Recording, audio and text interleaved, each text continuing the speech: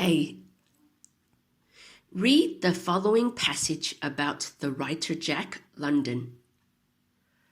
For questions 37 to 42, choose the best answer. A, B, C, D, or E. Writer Jack London was born in San Francisco in 1876. His mother was married to a disabled Civil War veteran called John London. The family moved around a lot when Jack was young and eventually settled in the city of Oakland. As a very young man, Jack worked at various jobs, and he even joined an army of unemployed workers. He became acquainted with socialism and ran as a socialist candidate for mayor of Oakland, although he was unsuccessful. Jack was a keen reader and studied the works of many writers in order to learn to become a writer himself. In fact, he consciously chose the life of a writer in order to escape the unpleasantness of becoming a factory worker. The varied and adventurous life he led provided him with a wealth of material from which to create imaginative literature. At first, his submissions met with very little success. However, his disciplined approach finally paid off, and he gained international renown, with over 50 volumes of stories, novels, and essays to his name. His novel, The Call of the Wild, brought him lasting fame, and many of his short stories are considered classics. At one point, he journeyed across the Pacific in a small boat.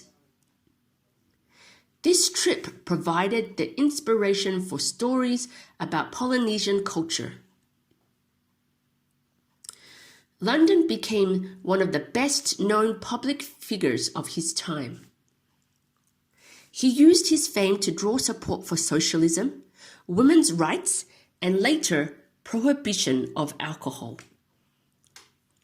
However, his political and social views were considered changeable and self-contradictory. For example, his support for socialism was countered by strong belief in individualism. He supported women's rights, but dominated the female members of his family. In his 30s, London tried his hand at agriculture. He pursued this interest with great energy at his farm in California and introduced many practical innovations that were ahead of the times.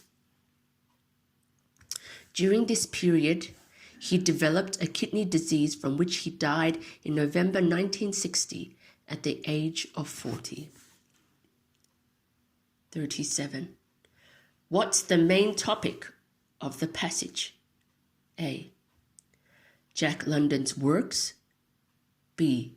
Jack London's life. C. Jack London's politics.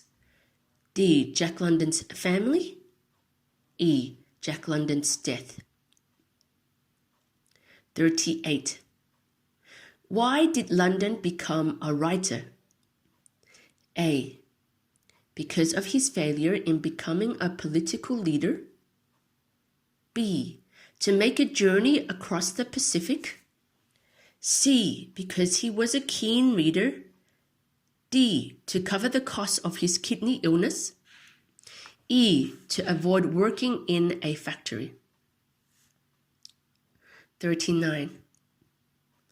According to the passage, where did London get his ideas for his publications? A. He retold stories written by other authors. B. He told the stories of people he met when he was a factory worker. C. He used material collected by his wife. D. He created stories from his own experiences and imagination. E. He told the stories of his father, the Civil War veteran. 40. What is the main reason to mention London's novel The Call of the Wild in the passage? A. To give an example of London's diverse experiences. B. To name a work that showed London's anti-capitalist ideas. C. To name the work that brought London fame. D. To give an example of London's disciplined approach to writing. E. To give an example of his journeys across the Pacific. 41.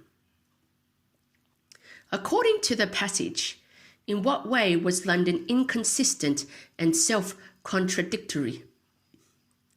A. In his support for socialism. B. In his support for human rights. C. In his support for the prohibition of alcohol. D. In his innovative ideas. E. In his interest in agriculture. 42. All of the following statements are true except A. London's family settled in Oakland after having moved around. B. London's working life as a young man was very diverse. C. London worked at becoming a successful writer. D. London died because of kidney disease at the age of 60. E. London introduced practical innovations on his farm.